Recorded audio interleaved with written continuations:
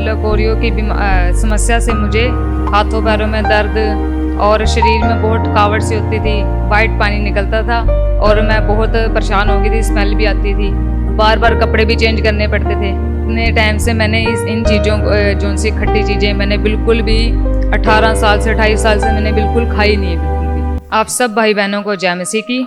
मेरा नाम शिवानी है, मैं अम्बाला सिटी से रहने वाली हूँ। 18 साल की उम्र से मुझे पता चला कि मुझको लकोरिया की बीमारी है, समस्या है।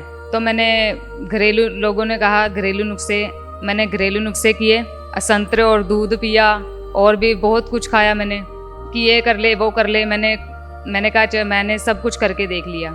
वाइट पानी निकलता था और मैं बहुत परेशान हो गई थी, स्मेल भी आती थी, बार बार कपड़े भी चेंज करने पड़ते थे। किसी के पास बैठने से भी मेरे को ऐसे महसूस होता था कि कैसे कोई मेरे पास बैठेगा, तो मुझे बहुत शर्मिंदगी महसूस होती थी। और मैंने फिर हार के मैंने डॉक्टर के पास गई, तो फिर डॉक्टर ने कहा कि हाँ आराम आ जाएगा। उसके पास भी दवाई खाई, फिर मैं दूसरे डॉक्टर के पास गई, उसने भी कहा कोई बात नहीं है, तो नॉर्मल सी बीमारी है, ठीक हो जाएगा। सारी 4-5 डॉक्टर चेंज किए, उन्होंने भी सेम ऐसी बातें करी कि हाँ भी ठीक हो जाएगी। तो मैं तो अंदर से टूट चुकी थी कि हाँ भी कब ये ठीक होगी, कि एक टेंशन सी शर्मिंदगी हर समय मेरे मुंह पे छाई रहती थी कि लोग भी कहते थे इसके मुंह को क्या हो गया कि ये टेंशन में रहती है। जब वाइट डिस्चार्ज होता था तो मुझे अपने आप ही अजीब सा महसूस होता था, अनकंफर्टेबल मैं महसूस करती थी। ऑलवेज मैं हमेशा यही महसूस करती थी कि कब मैं ठीक होऊंगी। लकोरियों की समस्या से मुझे हाथों पैरों में दर्द और शरीर में बहुत थकावट सी होती थी। हर समय मैं ऐसे थकावट में दिक्कत में रहती थी और ऐसे कमर में भी दर्द होती थी, हाथों पैरों में सारे शरीर में दर्द होती रहती थी। बहुत ज़्यादा वीकनेस महसूस होती थी, बहुत ज़्यादा चक्कर भी आते थे और आँखों में भी धुंधलापन ऐसा आ गया था कि मैं दूर से भी देख नहीं पाती थी।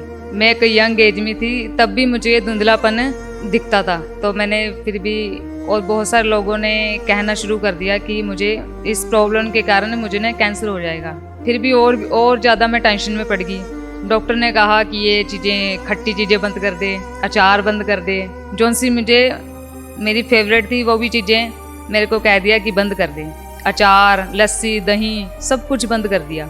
इनको मतलब परहेज करना है, बिल्कुल ही ज़्यादा परहेज करना है, बिल्कुल इसके पास भी नहीं जाना। इतने टाइम से मैंने इन चीज़ों जो सी खट्टी चीज़ें मैंने बिल्कुल भी 18 साल से 28 साल से मैंने बिल्कुल खाई नहीं है, बिल्कुल भी। मैंने ये दही, लस्सी हो गया और जैसे वो घी में से निकलता ना, वो छिड्डी सी होती है, वो भी नहीं खा पाती थी मैं।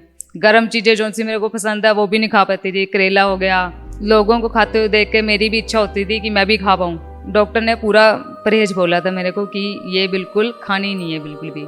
मैंने परहेज किया, बिल्कुल ही ज़्यादा बहुत परहेज किया मैंने।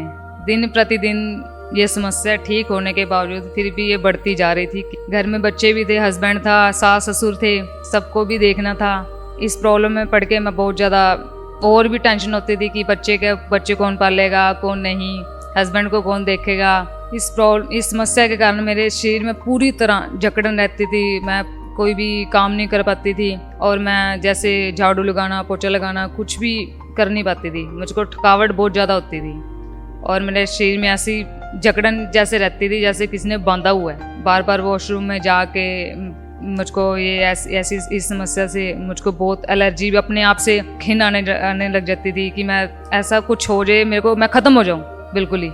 इस प्रॉब्लम से मुझको अपने आप से भी नफरत होने लगी थी, घिन होने लगी थी मैं कि मेरा इस जीवन में जी क्यों रही हूँ। बाकी सब लोग ठीक हैं, सारा मैं आसपास देखती सब ठीक है, मैं क्यों नहीं ठीक। ऐसे सभी लड़कियाँ ऐसे खा रही हैं, ऐसे नाच रही हैं, सब कुछ कर रही हैं, तो मेरे को ऐसी प्रॉब्लम क्यों है।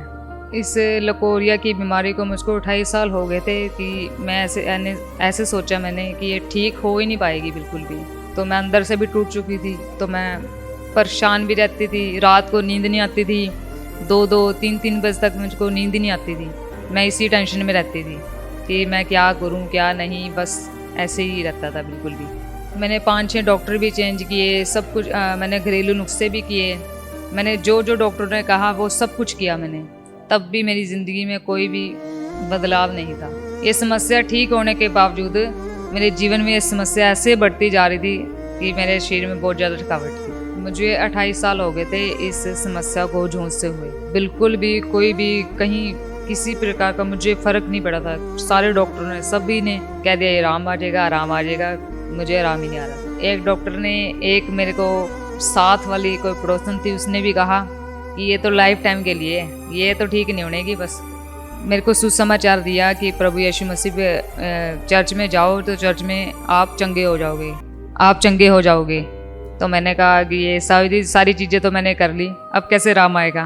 उसने कहा एक बार जाके तो देखो, परमेश्वर का वचन है, एक बार परख कर देखो यहोवा कैसा भला है। मैंने इस वचन पर विश्वास किया, कंचन मित्तल मिनिस्ट्री में गई। वाइट डिस्चार्ज की समस्या से आप आज़ाद हो रहे हो, पास्टर प्रांची जी ने घोषणा की थी। तो मैंने उस घोषणा को रिसीव किया और ले एंड कार्ड भी बनाया।